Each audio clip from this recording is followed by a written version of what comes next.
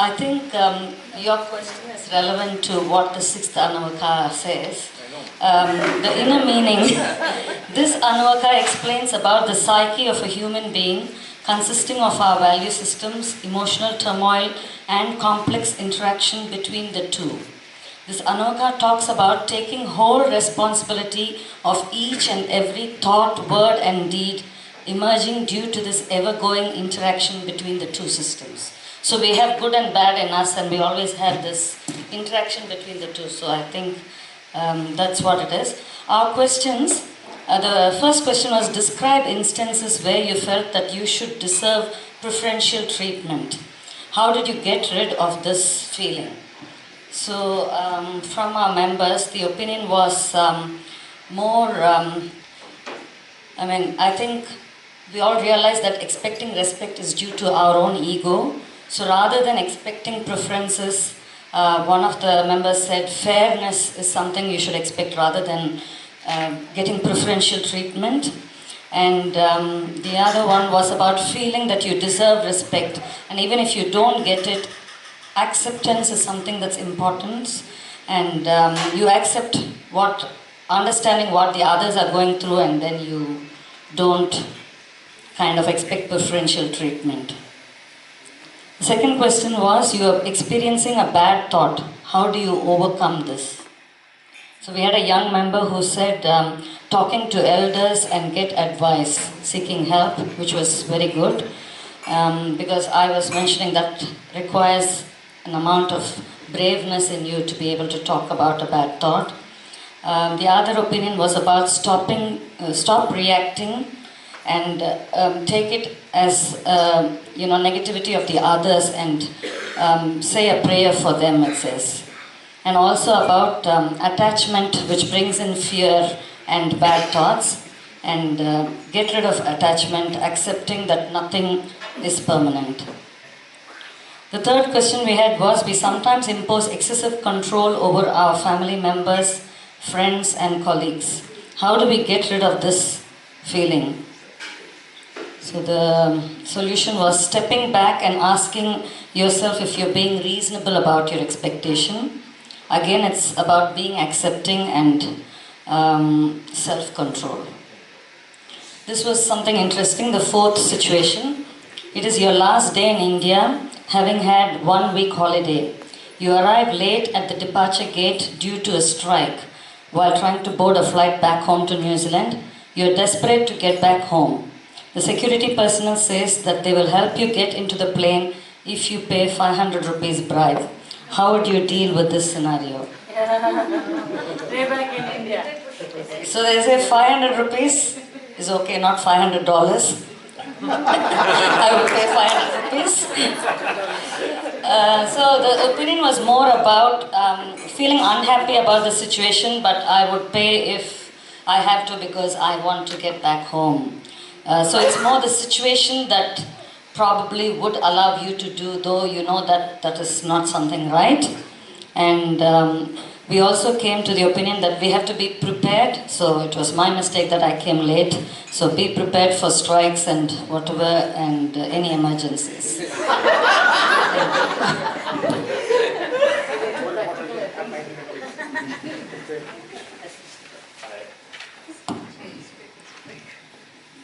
The first part of it, Namo Jeshthaya, a very, very powerful one.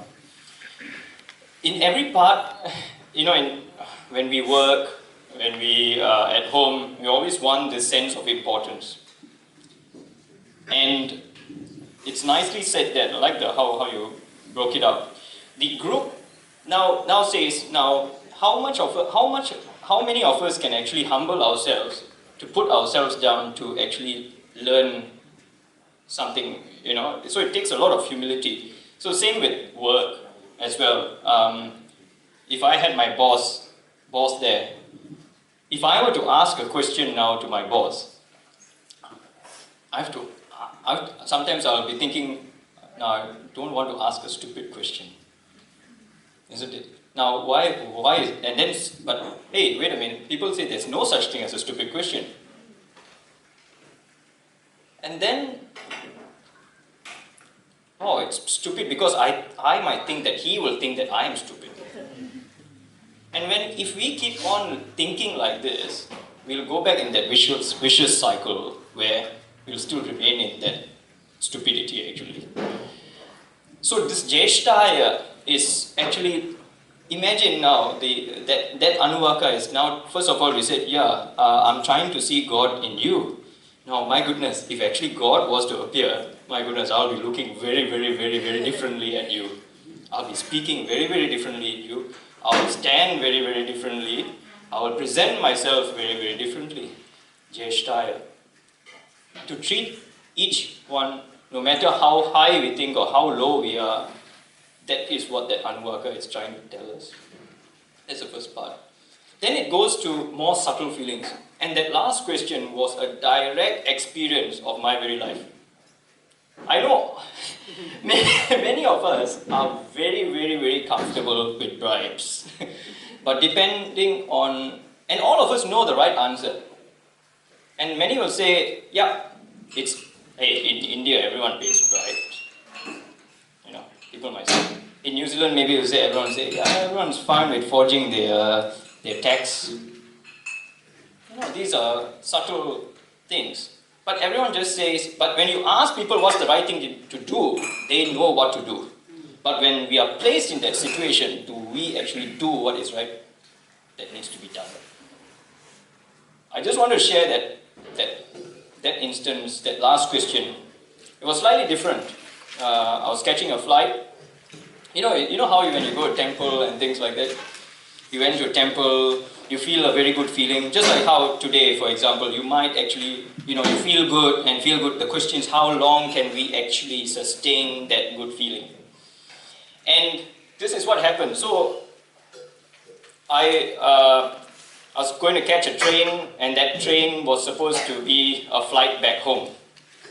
And you know how people say in India, they say, don't worry, we'll definitely get you there. We've been here forever. They give you this false reassurance, And then all of a sudden, in the last 10, 15 minutes, the guy panics. And I know when the driver panics, he knows he's in trouble. We come there, we arrive at the train station, and then, there's this Tamil movie that's going on. The train is running, the train is moving, we are running to catch the last coach of that train, running on the platform with all these porters carrying my bags. And then the station master on the train says, Paisa, I'll stop the train. At that point of time, I tell you, if I was desperate, I would have paid the bribe. But I think what changed me at that very moment was like, my God, I said, Swami, I've just come to get your darshan. I've just come to get your darshan, and here you are. I've just left your abode of peace, and you are testing me now. Can I do something different? And I just stopped. I was desperate to go home. Yeah, it was easy, you might say it's only 500 rupees,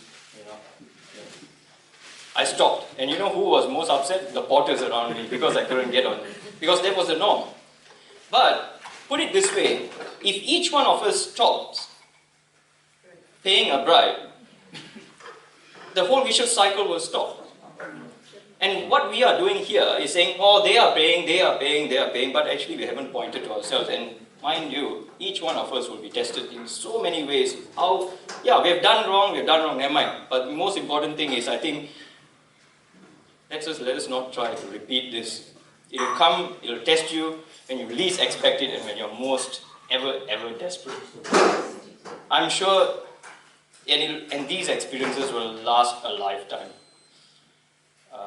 So that was that. I just wanted, because I know it's a common phenomena, and I just wanted to share. Sorry. I just want to know, you're talking about this is ego. All of us have ego, the I. So that's why we differentiate, we are higher ranking and other people are lower ranking. So by chanting this, how we get the wisdom to not to have that I in us? So tell me how you correlate that. By chanting that, how you get the wisdom? It's a nice question. is very subtle. It comes with practice, and in that wanting to improve, and I'll tell you one thing, is challenging ourselves. Putting ourselves in a challenging situation. Most of us shy away from challenge because of X, Y, or Z being there, for example. Say, for example, if you are in a situation, I'll give you an example. I've been applying for a job. I've been applying for a fellowship. I'll tell you how the ego plays. If I apply for the job, if I feel it's something good for my growth, and I've applied it, now if I get declined for the job, I'm getting upset because of my ego, isn't it? Now I'll tell you how the ego tests again. I share with all of you that I'm applying for the job, or I share with you that I'm sitting for exam.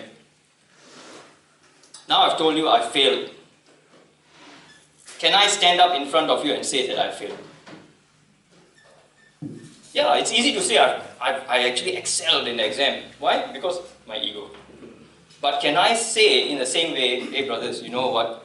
I actually failed. But that doesn't mean it's the end. I'll keep going. Because all of us have failed. Come on. If you haven't failed, you haven't lived your life. But we are afraid of that. We are afraid of that. Yeah. And that ego, the only way is by testing. Keep testing. Tell it's okay. It's okay. You know, it'll go. And what he said there was now, living in the now. It is difficult. I know it is difficult. For all of us, it's difficult, whether it's death, whether it's the birth celebration, or whether it's calamities in our family, but we all fail. But you know what? We have to move on. We move on and just don't be afraid by what others have got to say about us, for God's sake. Let us stop worrying about saying that, oh, you know, so-and-so said like this to you, or so-and-so actually is comparing you with so-and-so. I think, put all that aside. If we think about all this and try and go back and forth like that, it's very, very hard to move forward. So that's all I can say. I think practical experiences is the best way, and just challenging ourselves and saying and surrendering it, saying that, yeah, sorry. I was going to say that when I first started chanting, like I didn't know what I was saying, but there's something magical that happens, and I think it's that those sounds, there's something about it that it changes I've almost felt like things in my brain were moving. It just changes your thought processes. And just to go back to the question of how the Anuaka helps, the word, I didn't answer that, yeah, isn't it? yeah, Okay. the word, see, the way I see it, Sorry. it is a we know that the entire thing is difficult, pronunciation, understanding the concept. So by practicing it, you may have 10 people are chanting and you know, oh my God, I'm not chanting like how they're doing. So that's where the practice comes. So when you overcome those challenges of learning it through various experiences, for example, when we are chanting, when we were learning, Vijay was the teacher, and every time I'm thinking, I'm a Sanskrit student, I can't chant like how he can chant. So that ego was there, but then I tried myself, practicing. I think that's where the Anuaka helps in overcoming the I-ness. Because I always had this ego, it's easy for me, I can do it. But And not until I the actual started. chanting itself gives you a good feeling. Yes. And that only comes with you diving into it. I can't tell you what a roller coaster ride is, the euphoria you get out of it, unless you experience it. So in my opinion, I'm trying to rationalize this. I'm thinking that when you're chanting this, you are being in present moment because you're so focused on in the mind, you're not thinking about anything, the pronunciation, your ears are so aware, everything is so awareness is there. That's why you're living in now. Therefore, you come into equanimity of mind. Your mind is so in equanimity. So therefore, you can you are in peace. Is it true? You answered your question. I think think that's what. And also self-confidence. Self-confidence. I see that it improves the self-confidence. That's my personal experience. Sorry. Just one comment is, with regard to offering, giving bribes and all those things. Going back to it. I didn't mean to attack anyone personally because it's just the way it is. I think it's just a test of your surrendering to the will of the Lord, whether you give in or not. You are being tested there, whether you surrender to the right thing to do in that sort of a situation. How far will you go towards that? When we were preparing this material for this workshop, when Prashant sent this Anuvaka with these questions, what I told him was, I am looking forward for this discussion. And I said, this is going to be a really interesting discussion and it takes a lot of time, let us be prepared. I'm glad that it's proving right. See, I just want to quickly add these two things because this is really, really important. If we are not following what we are learning, then there's no point we spending time and pricing about Rudram and all that. Okay? Answering your question, how do you get rid of ego? Per se, coming to this Anuvaka. This Anuvaka goes, as Prashant said, Namo Jyeshtaya Kanistaya cha. He's talking about two extremes and saying that this is what the Lord is. The other meaning of Nama is also, I am bowing to. I am not this is one Sanskrit meaning. The second meaning Nama is I am bowing to you. So we are saying that I am bowing to everything because He is everything. Okay? So how do you get rid of ego? The ego comes into picture when you look at the system as a holistic. Uncle Guna was saying that you are not going against the person, but you are going against the action, which means that you are trying to reduce, you are trying to focus more on the things. So when you are facing this problem of ego, when you are dealing with other person, don't look at the whole personality of third person and your whole personality. Look at a specific quality. Sister Koki mentioned about chanting, right? So if she thinks about Koki versus Vijay, there's an ego problem. If you look at able to chant versus not able to chant, it comes down. Able to chant specific Anuvaka, not able to chant specific Anuvaka, goes further down. It goes to not able to chant a word, not able to chant a word, you are not hurt at all because I can learning a word. So your ego is gone. When you are able to break down things and separate yourself, you conquer your ego. When you bring a whole personality, you are not able to do it. That's what the Anuvaka explains. He is every quality. Go by quality, you are there. Second thing about that experience, all of us feel this, we should pay. Okay? And Prashant, this is the other way, he didn't pay. I am sharing my practical experience of this. This was simple, catching a train, not catching a train. It is easy to take a decision. But if it's a question of your life, how will you decide? Will you bow down or will you try to win over it? I just finished my education in Swami's University, came out, joined the job.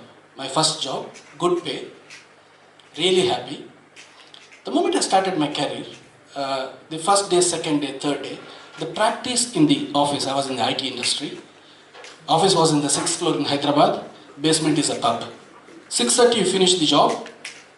All the employees in the sales team are bachelors, so the next step is from 6th floor to basement to the pub. Okay? And they start drinking, discuss for a couple of hours, get rid of the stress and go home.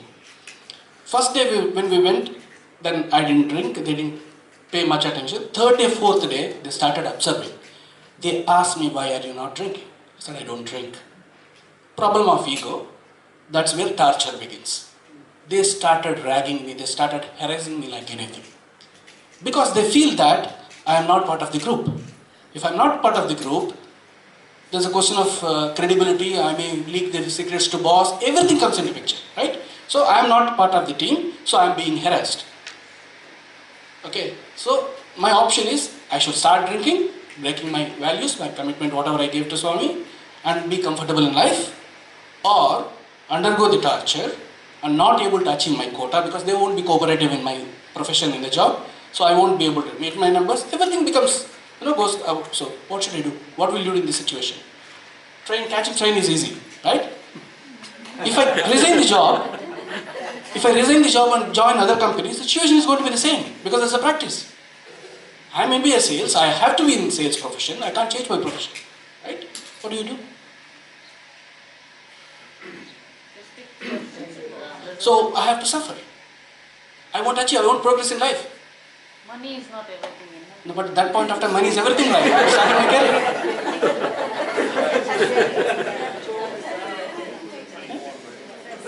So we are running out of time. Which is one. I'll tell you very quickly. This important solution he gave is surrender. When you can't do anything, at least surrender to him. Listen to him. That's what I pray to Swami. Swami, I have a choice. I start drinking and enjoy. I'm breaking you, or you help me out of the things. Suddenly it occurred to me that I can still be part of the group, but not doing what I'm doing. So what I said was, very quickly learned how to mix drinks. In the next party when we went, I said, you guys are drinking, why don't I make drinks for you? Okay? And you're drunk, you aren't able to drive, why don't you drop you off? They thought, oh, we got a bakra who is going to serve drinks, okay? And who is going to drop us back? I was like, this guy is not going to drink. Even if he wants to drink, we will not allow him to drink. I survived, and so it's a question of your determination, surrender to God, you have the solution with you. You go to 7th Anvaka.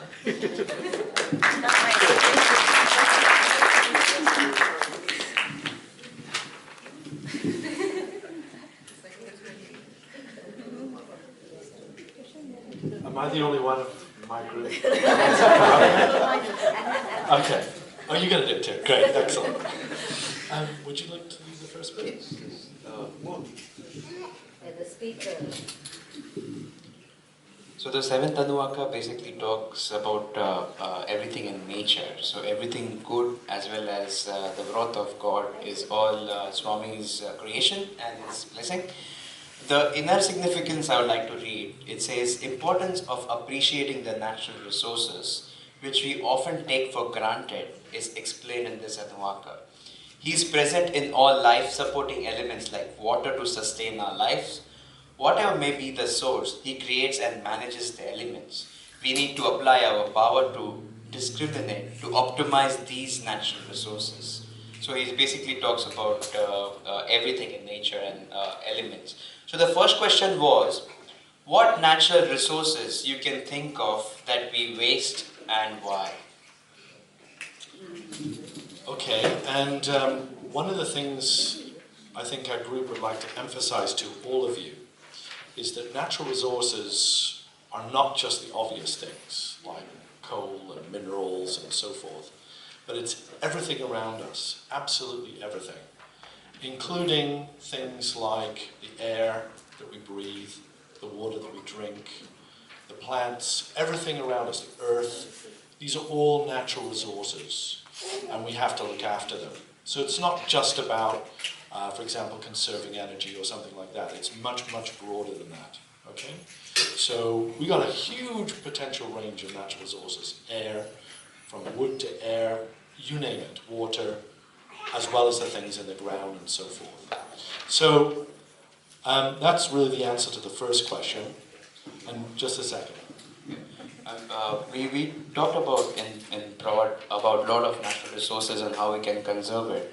But the normal themes which came out was, it's about our habits and awareness. About solar energy, if we have solar panels, the person who comes to sell, he'll talk about everything, how you change your habits and then sell you a solar system. But you can change your habits anyways and save 40% of your energy straight away, right? So it's all about your habit and awareness. That's a major aspect which came across in our discussion, and social responsibility as well. Yeah. So that's sort of jumping to the second question and answering the second question. How can we apply Swami's teaching of putting a ceiling on our desires to protect the environment? I think a lot of us would understand immediately the obvious answer, which is reduced consumption, making do with less. That's the obvious answer, right? Having a smaller car, living in a smaller house, turning on the heater less often, and just generally eating less, doing with less, right? That's the obvious thing. But it's more complicated than that. There's more to it than that, all right? Putting a ceiling on your desires means that you're less self-focused. It's not just about you and what you want, especially what you want in the short term. All right? Putting a ceiling on your desires is also about opening yourself up to thinking about the long term, right? Investing. So it's not just about reducing our consumption now, doing less with now, but it's also about freeing up our resources for the future. Because let's face it, if we didn't have a long-term view, for example, of global warming, we would all be destined for death. If we employed a traditional business discount rate, or worse, we would never do anything about global warming. We need to act by putting a ceiling on our desires so we can free up resources, free up investments for the future, okay? But it's more than just even that. Putting a ceiling on our desires also means other things. It means limiting ourself, limiting our focus on me, on I, and looking at the collective. And one of my colleague here has indicated, we have to see that a lot of these problems with our natural resources are collective in nature. They're about systems, right? They're about what we collectively do as a culture, right? And our commitments to systems of doing things and being. And we need to change those. So putting a ceiling on our desire is also about taking our focus on ourselves, on our individual selves, and looking at the collective, acting together to focus on the general well-being of all, and looking at natural resources that way. Okay? Just to give you some examples, we need collective responses around all sorts of things that we need to do together. All right? So it's not just about doing with less, eating less, but it's also about freeing up that focus on the self to look at the whole.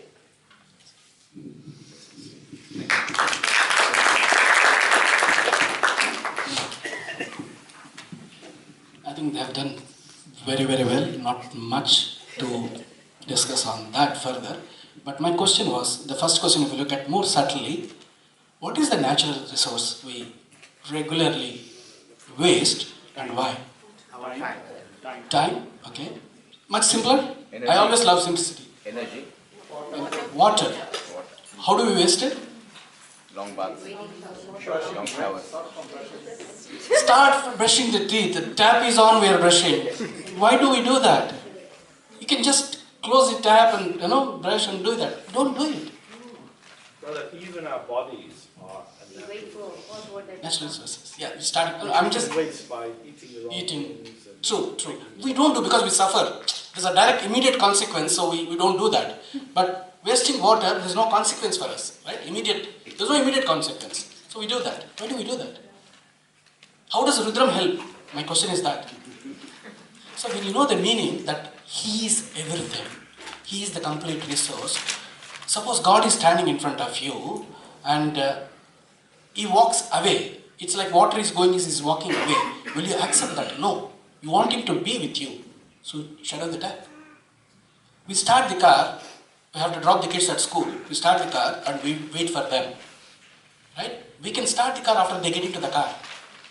We don't. We start the car, let the fuel, because we're not seeing the consequence. We're not considering it. So always being aware that God is everything would help us. Chanting Rudram and saying that you are everything, you are everything, you are everything, and reinforcing that thought will help us save resources. 8th Anuvaka.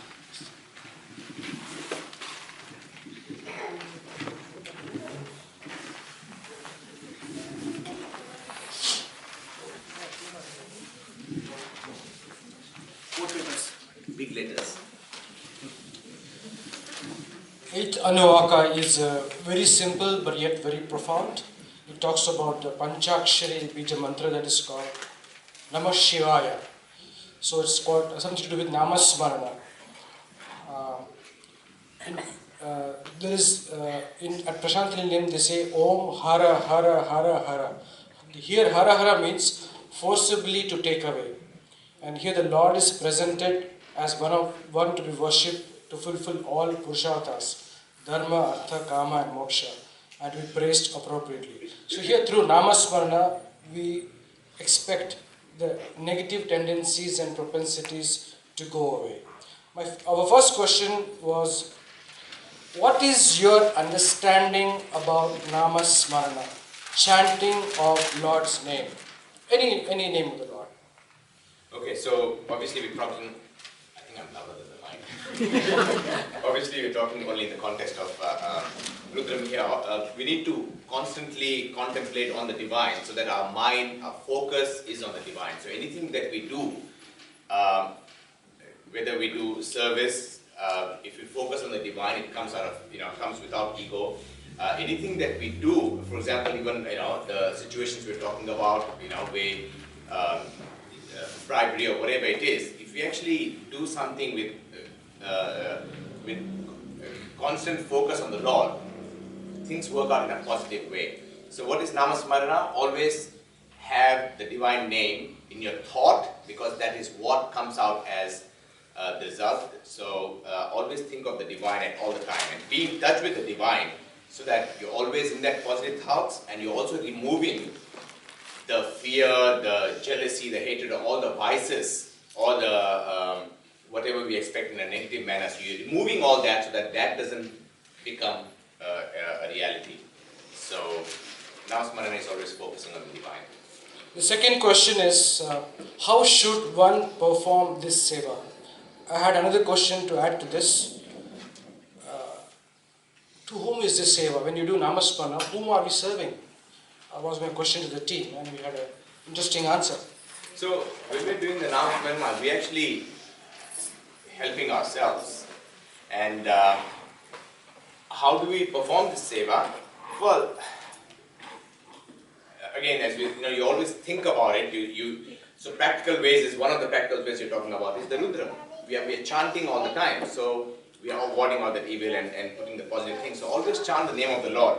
Now, we have a mobile phone now. We got internet 365, 24 by 7.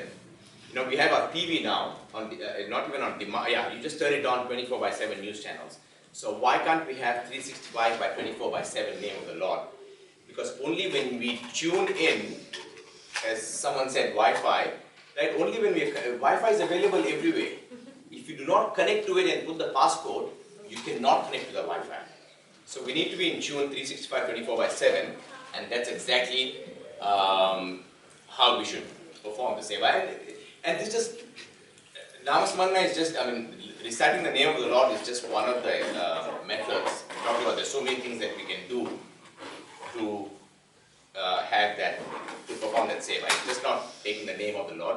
There's no point if I'm taking the name of the Lord here and there's someone there who's wanting help next door to me and I'm not helping them. That is not the seva, Namasmarana. Just to add what he said, usually when we do Namasmarana is whenever we are in trouble or some problem, oh God, God, God, God, Sai-Ram, all God, all gods appear in front of us.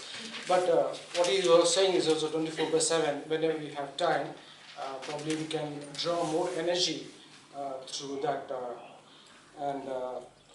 The last question, is Namasmarana sufficient to, sorry, I want to add one more thing to this. Swami said, when we do bhajans or any activity we say Om, Shanti, Shanti and Shanti. Here the three Shantis, what Swami said was, which was quite revealing to me, was Shanti to the body, Shanti to the mind, and Shanti to the soul. And the most notorious person is the mind here. If that is calm, that is kept quiet, probably the other two also to some extent can be controlled and conditioned. So probably Namasmarana helps in a way to discipline the mind to focus on the divine energy, divine love which we can tap in. The last one is very difficult question. I don't know if we can answer that. Is Namasmarana sufficient to reach the Lord? Why? Is it enough? So the answer we came up with is yes and no. It is just one of the ways to reach the Lord. There are lots of ways to reach the Lord, and it's just one of the ways. And there is no constant solution for it. We all, work or have businesses, whatever. Anything that we do, there's not constant one solution. There are different solutions to do different things. So this is just one of the pathways to reach God. And by constantly having the name of the Lord in our thoughts, and we actually end up performing other good deeds too. So just an example again, as brother was saying, we only think of the Lord when we need Him rather than think all the time. Or we just talk about it. We'll say, oh look, let's do Ram Smarana and we'll be fine, but we don't actually do it. Can you please all raise your hands who drive here? Everyone who's, keep your hands raised, please, up, fully, stretch. Now, can you please put your hands, please leave your hands up if you have learned Koki, you don't drive? Salila, you don't drive? What do you mean drive? Who drives here? Drives a car? Keep, no, just drive, not drive. Keep your hand up if you have learned your driving just by reading a book and not practicing. Just by reading a book and not practicing. You learned your driving? You're the only one. I'm the only one. No, okay. No, I would learn. So similarly, the conclusion, yes, Namasmarana has to be, it should be 365/24/7. We have to keep on practicing. If we don't, we don't. And that's exactly what Rudram is. I think all the examples everyone gave children gave that, they chant Rudram as they go to school, etc. That is what.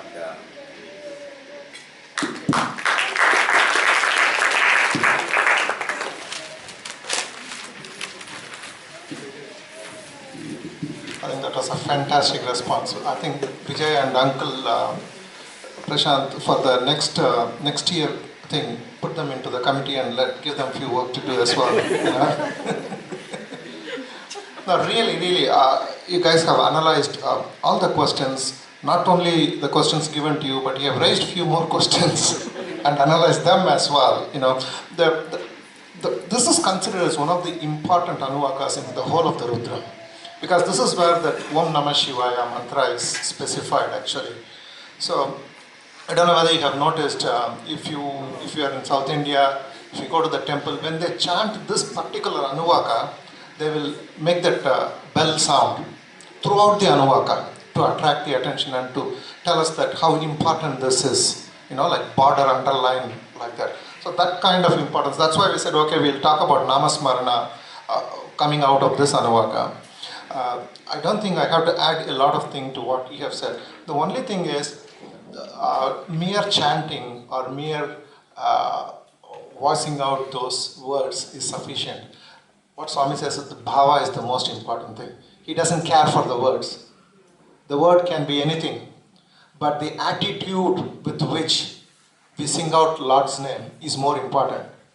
Like, if you start chanting Swami's name or Rudram or anything, for our personal benefit, like I must get a job, I must get this car, I must buy this one, it has no value. Okay. If you chant with the bhava of, it's for the world peace, then it makes a huge difference and it's much more effective. And that's what is more important, and that's the only thing that I wanted to add. Thank you very much.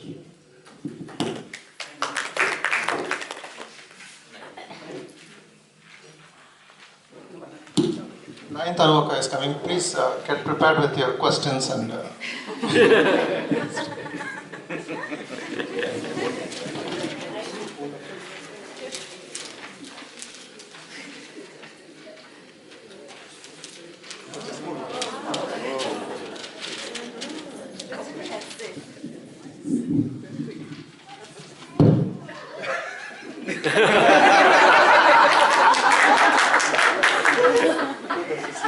You must pay obedience to the Guru.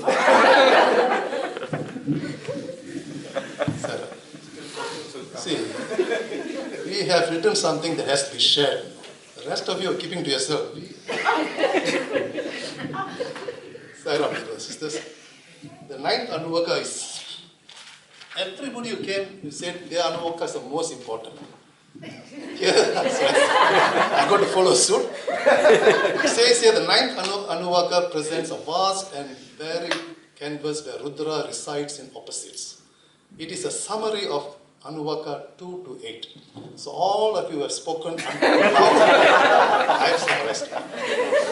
There is not a place or person imaginable where Rudra is not present, which are but the basic building blocks of the universe.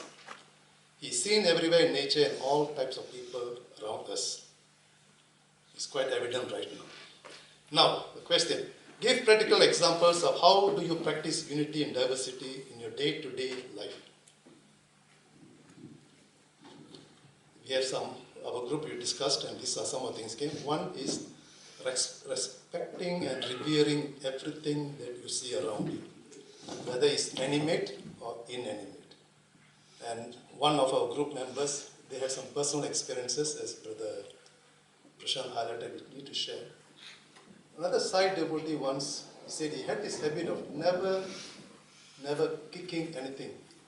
And we have this tendency at home in many things that we do, sometimes it's more difficult to reach, so we just push it with our chair, with our legs, sorry. So when we on one side we try to proclaim that the divine is present in everything. On the other hand, we just treat it, everything is divine. And that's what Swami says. I still remember this Arvind Balasubramaniam, the one who takes a photograph. He once asked Swami, he was going on a long trip with him. Swami was sitting there and asked Swami, can I have a vision of a Viswarup? Swami looked at him, looked at his elderly devotee sitting next to him. He sees the whole of creation around him and he's asking me to show my Viswarup. Very profound. It was a powerful message for Arvind, that everything that you see is him. So if you realize that, if you ever that, then you need to acknowledge and do the reverence and practice.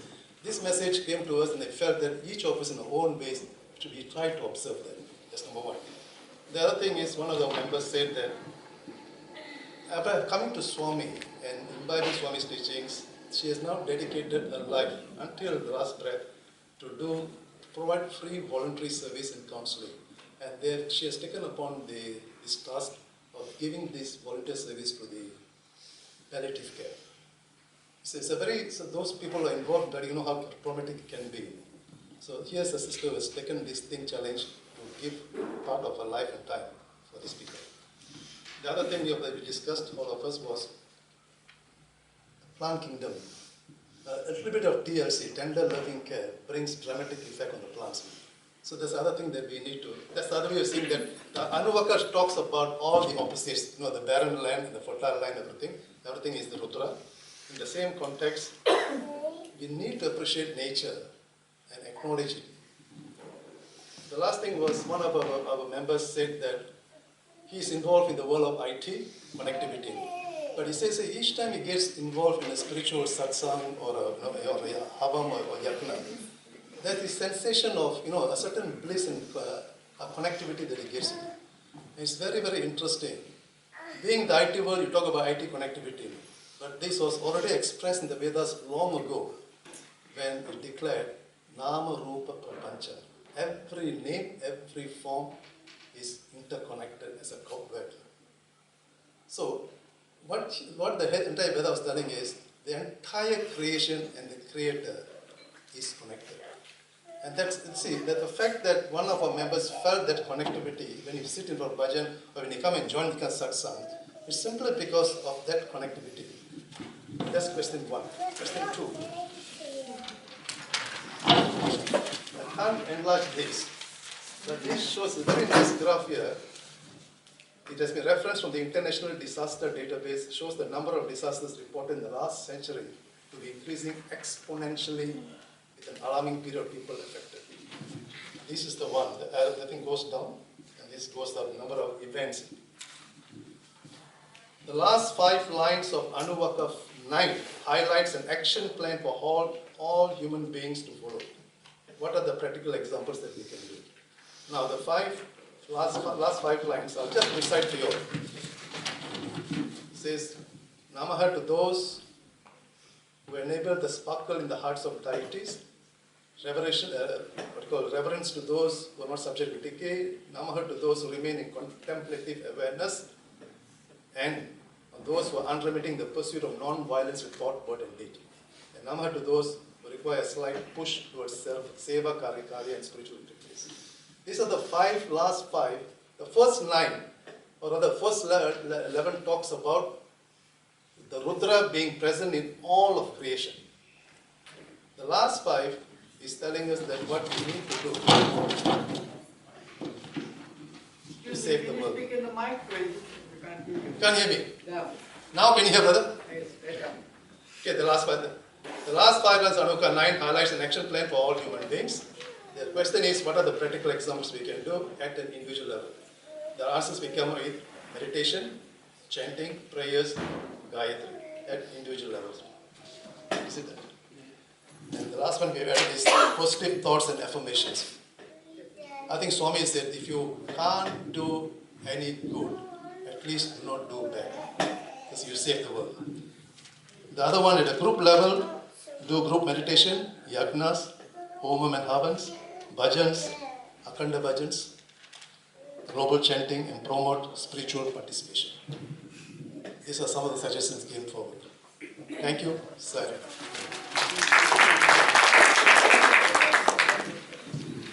Thank you, team. So, as you can see, there's a common theme. We are bringing about awareness, and with awareness, what's left next is action. And that's very, very clear. But the action is not taking place in a mass form. It's only happening in small pockets.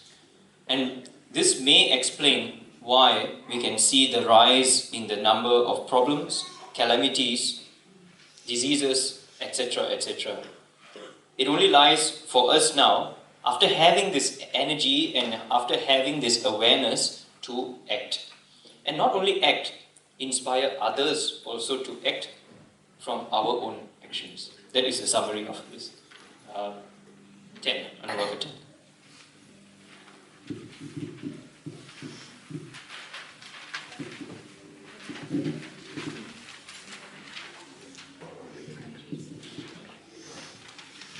Sairam. The inner meaning of the 10th Anuvakya is, as we reach towards the end of Namakam, we can see the transformation that is desirous of chanting the Rudram. The fear of God is shown as love for God, with repentance for the sins, that's wrongdoings. Prayers for the well-being of all are reflected. An effort to convert negative tendencies to virtues is shown. So the questions that we have been asked are, what are the practical ways to avoid unreasonable guilt that generates fear of God? So the first thing we realized is, what is guilt and why do we have guilt? How do we realize that yes, we are guilty about something? That's because we do something wrong or some action that we did is wrong. So this leads to what? This leads to fear of God. And why do we have fear of God? We must not have fear of God. We have to transform this fear of God to love of God. Because God is here to protect us, to guide us, and to teach us. We have to constantly remind ourselves or make ourselves aware that there is God within us, to listen to your conscience, to listen to the God in you. And if you do that, you'll obviously, if you listen to your heart, you listen to the God within you, you won't make mistakes. Now, you won't feel that guilty either because you're towards the right path. Now, how do we do that? How do we transform this fear of God to love of God? You have to have constant awareness that you have to have your thoughts, your words, and your actions, your deeds united. How do you have that united? You have to avoid negative thoughts. You have to have a good control on your mind. And to sum it all up, if we just remember what Swami tells us, if we follow our 5 human values, if you follow Swami's Satya, Dharma, Shanti, Prema, Ahimsa, if you follow these values, you will obviously have unity in your words, your thoughts, and your actions. It's just a constant reminder to ourselves. And the second question told us that... Second question is, how can we unify thought, word, and deed to strive for welfare of others? We always chant the mantra, Samasta Loka Sukhino Bhavantu. So how can we practice this in our practical everyday life? Prayers and meditation, like when we chant Rudram, You know that you're invoking the God within you. You know that there is God inside you. You feel different when you chant a bhajan, when you chant a Vedam. You know. But why? A little member in our group also said that when you chant this, if you know the meaning of it, it again changes the way you say it, because you know the meaning, you know the relevance, you invoke the God. And when we do all of this, obviously, this will make a change to the society, because you have peace within you. When there is peace within you, there will be peace in the society. So if we work together as a team, we work as a team, we are united, we can make a difference. We can make a difference not only in our lives, but we can make a difference in the society. And like Swami says, love all, serve all, help ever, hurt never. We all, like he said, my life is your message. Now, our life is his message, which we have to constantly remind ourselves.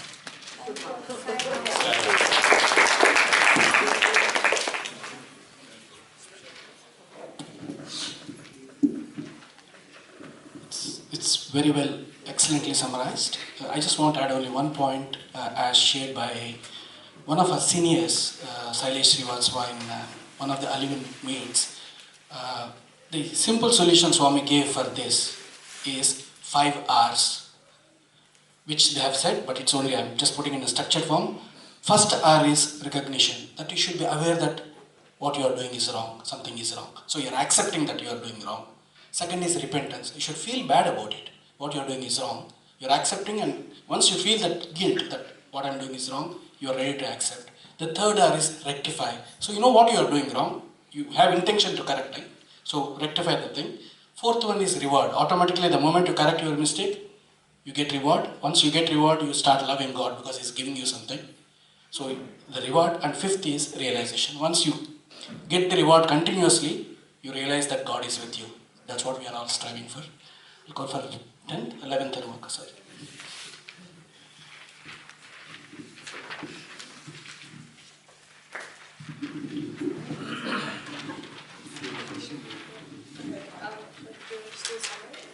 Yeah, Saram. The 11th Anuvaka is about recognizing that upon the face of the earth lie thousands and thousands of Rudras, destructive powers of those weeping and mourning, to the Rudra that dwells where there is poison, in providers of food and pathways, unstring their bows to relax their tension all around us and planets. So it's more to say that, it's all around us, and how do we face that, or how does Anuvaka helps? The feeling of worry is prevalent inside and around us. What are the practical ways to deal with this? Was the question. And so how to deal with worry and anxiety? Surrender to God and trust in Him. Prayer and praying to Swami. Meditation, also just being relaxed, and listening to your heart or listening to conscience, listening to what Swami is telling you before you do something. Yeah. The second question was, a recent announcement calls for help to do service. We have often heard the quote, God first, the world next, myself last. However, a common excuse given is no time. How do we handle this dilemma? We felt that, for one, if you want to do something, you will find time to do it. And so part of that is prioritizing service. If service is an important thing to you, you make that your top priority. And part of that is listening to your inner voice, and that's telling you if it's a priority. Also, we felt that doing service doesn't necessarily mean going out and doing extra things. You can turn what activities you do at the moment into service, and simple things like sending love and sending prayers can be of service without necessarily needing you to take time out of your life to go and do it. So that's how you find time, per se, for service in God. And the third one was, you hear from a friend that somebody at work or in your organization is talking bad about you. How do you deal with this situation? And this refers to a specific paragraph here which says, O Rudras, to whom we bow, I consign him whom he ate and he who hates us into your yawning mouths. I bow to thee, salutations to them. May then render me happy. He whom we ate and he who hates us, I consign them into your yawning mouths. So this is something quite hard to do, but sending light and sending love to them. So no matter how they're, no matter what negativity you're feeling from them or towards them, to just remember that they are God and they're not what's happening, and to keep sending your love to them and being good to them. Also, if it's too much, just ignore it. Don't let it get to you, and don't react to what they're doing. And yeah.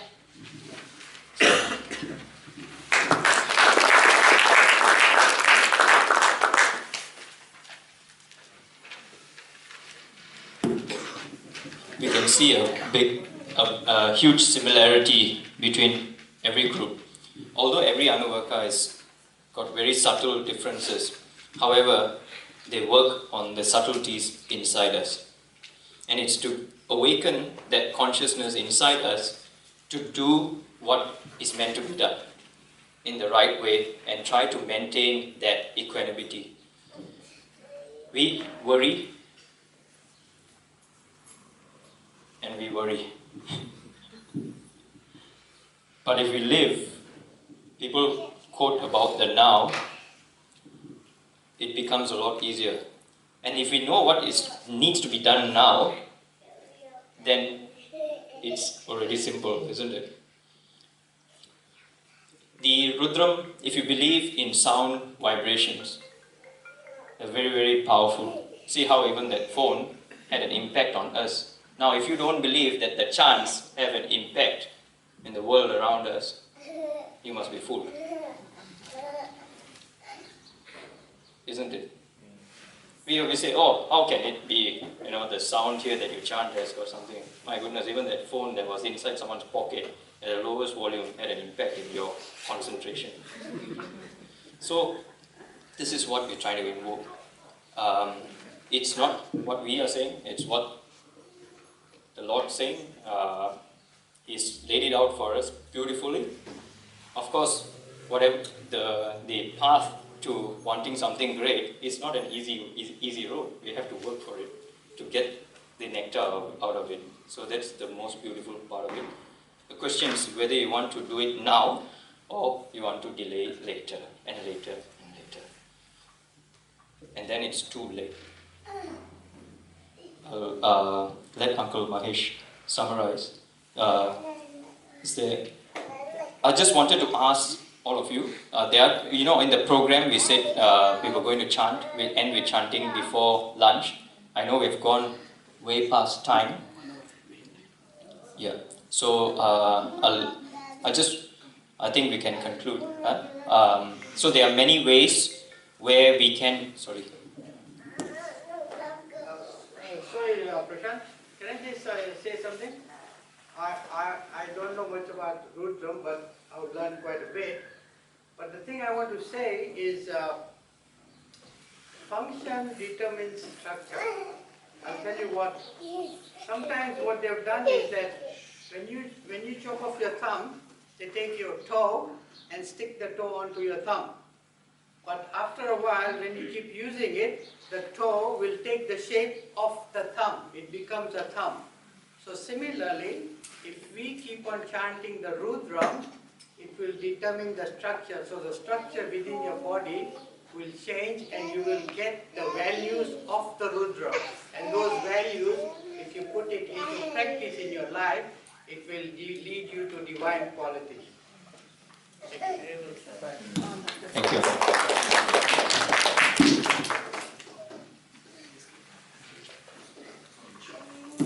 Any last questions or thoughts? Happy to conclude for lunch. On behalf of... Just on behalf of the devote, just on behalf of all of us, I think we are very grateful for this workshop, for both newcomers and those who have been chanting. It gave us a very insightful journey into the significance and I think the individual workshops was really beneficial in the presentation. It's definitely widened our knowledge and understanding. That will hopefully encourage us more to say with a lot of fervor and passion.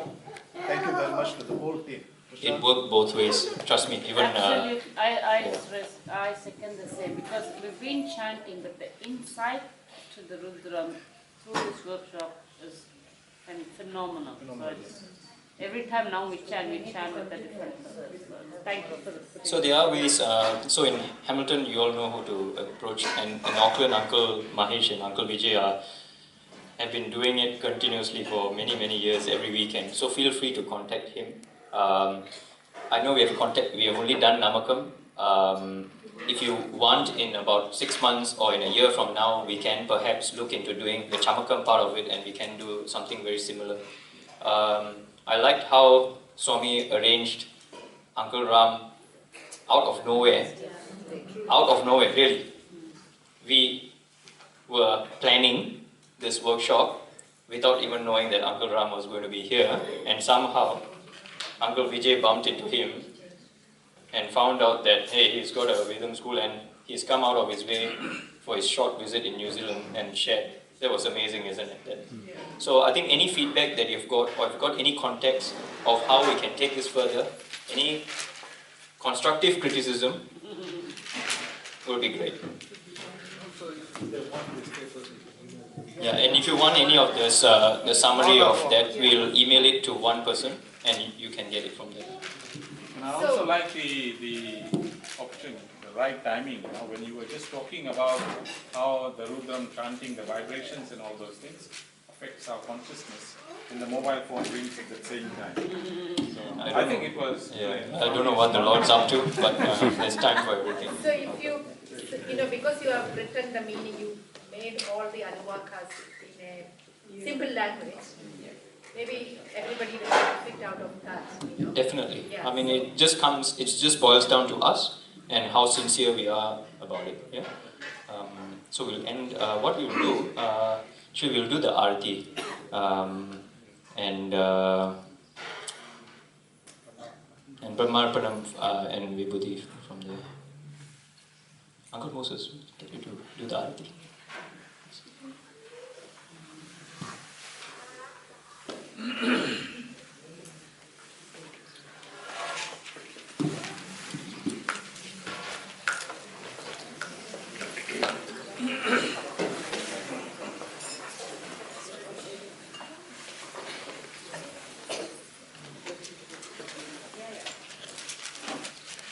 Swami Satya Sai Hare, Bhakta Jana Samrakshaka, Bhakta Jana Samrakshaka, Pati Maheshwara, Om Jai Jagadish Hare.